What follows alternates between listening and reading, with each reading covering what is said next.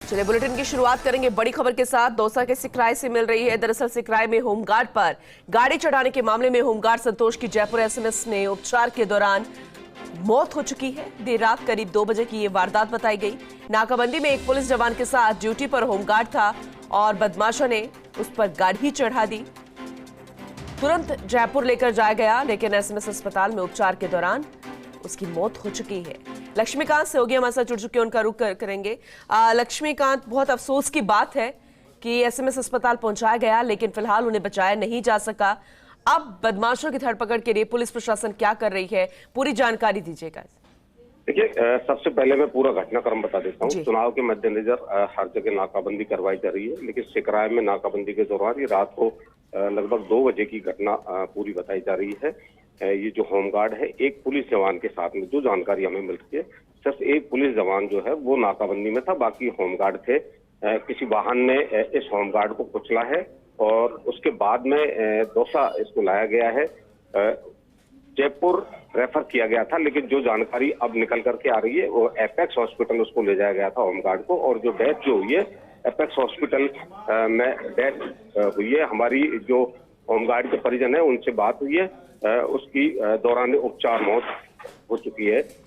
सुबह जो मुदगल नाम बताया जा रहा है होमगार्ड का, और रात को लगभग 1:30 से 2 बजे के बीच में ये पूरी घटना को अंजाम दिया गया है बदमाशों के द्वारा। जी ठीक है। और अगर इनके परिवार की हम बात करें, क्योंकि एसएमएस अस्पताल तो लाया गया लेकिन बचाया नहीं जा सका, अब परिजनों की अगर बात करें तो क्या उन तक इन्फॉर्मेशन पहुंच चुकी है? उनका क्या कहना है? न्याय की मांग तो वो भी कर रहे होंगे। देखिए, बिल्कुल जो परिवार है, परिवारजनों से हमारी बात हुई है। उन्होंने कई सवाल जो है वो खड़े किए हैं। एक होमगार्ड ड्यूटी के दौरान यदि किसी भी हादसे का या किसी अपराध का शिकार होता है तो कहीं न कहीं एक प्रशासनिक रेस्पॉन्सिबिलिटी होती है, वो यहाँ पर बहुत कम देखने को मिल रही है। सबसे अहम बात यह है कि पूरा जो सिस्टम है वो जिस तरह से होमगार्ड को सपोर्ट मिलना चाहिए था वो सपोर्ट यहाँ पर नहीं दे पाया। इलाज में भी जो हमें जानकारी मिल रही है, इलाज को भी बहुत ज्यादा गंभीरता से नहीं किया गया, जबकि वो गंभीर चोटिल था। उसको रेफर किया गया, लेकिन एक निजी अस्पताल में पहले भेजा गया, उसके बाद में फिर जयपुर उसको रेफर किया गया। तो निश्चित रूप से जो एक पूरा सिस्टम है वो कहीं न कहीं इस पूरे प्रकरण में सवालों के घेरे में आ रहा है। अभी तक बदमाशों के पकड़े जाने को लेकर के कोई जानकारी पुलिस की तरफ से नहीं दी जा रही है, और पूरा घटनाक्रम क्या है ये भी साफ तौर पर पुलिस की तरफ से अभी कोई इंटीमेट नहीं किया गया है। सवाल सबसे बड़ा यह है कि चुनावी माहौल में, जबकि पूरी तरह से चुनाव आयोग सख्त है, ऐसे में यदि देखो बदमाश इस तरह होमगार्ड या पुलिस को चोटिल कर रहे हैं, पुलिस को शिकार बना रहे हैं, होमगार्ड को शिकार बना रहे हैं, तो एक कानून व्यवस्था पर बहुत बड़ा सवाल दौसा जिले की। क्योंकि एक तरफ तो ये तस्वीरें दिखा रहे हैं, एक तरफ तो ये जानकारी दे रहे हैं कि पुलिस प्रशासन एक्टिव मोड में नजर आ रहा है, ये कार्रवाई हुई, ये वो कार्रवाई हुई, लेकिन जब इस तरीके से निशाना बनाया जाएगा प्रशासन को ही, होमगार्ड पर गाड़ी चढ़ा दी जाएगी, तो फिर कानून व्यवस्था का तो ठेंगा दिखाया जा रहा है। इससे कैसे पार पाई जाएगी लक्ष्मीकांत? देखिए, बिल्कुल चुनावी माहौल में जिस तरह से चुनाव आयोग के सख्त निर्देश है कि भय मुक्त मतदान होना चाहिए, निष्पक्ष मतदान होना चाहिए, लेकिन जिस तरह से दौसा जिले में लगातार जो घटनाएं सामने आ रही हैं उसमें भयमुक्त चुनाव को बहुत ही संदेह की दृष्टि से देखा जा सकता है। क्योंकि होमगार्ड यदि ड्यूटी दे रहा है और बदमाश रात पर बेखौफ घूम रहे हैं, नाकाबंदी में पुलिस का भय यदि खत्म हो गया है, तो निश्चित रूप से ये चुनाव की जो प्रक्रिया है उस पर कई बड़े सवाल खड़े करते हैं। क्योंकि चुनाव बहुत ज्यादा दूरी पर नहीं है, पूरा प्रशासन जो है वो एक्टिव मोड में होना चाहिए। तो एक जिस तरह जानकारी मिल रही है,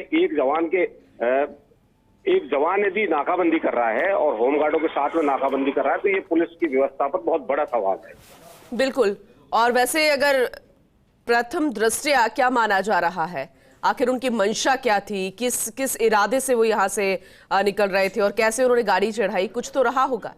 देखिए, पुलिस की तरफ से अभी कोई घटनाक्रम को लेकर के साफ नहीं बताया गया। जो भी जानकारी मिली है सोर्सों के माध्यम से मिली है, परिवारजनों के माध्यम से मिली है। रात को लगभग 1:30 से 2 बजे की ये घटना बताई जा रही है, और पूरा जो घटनाक्रम है सिकराय का बताया जा रहा है।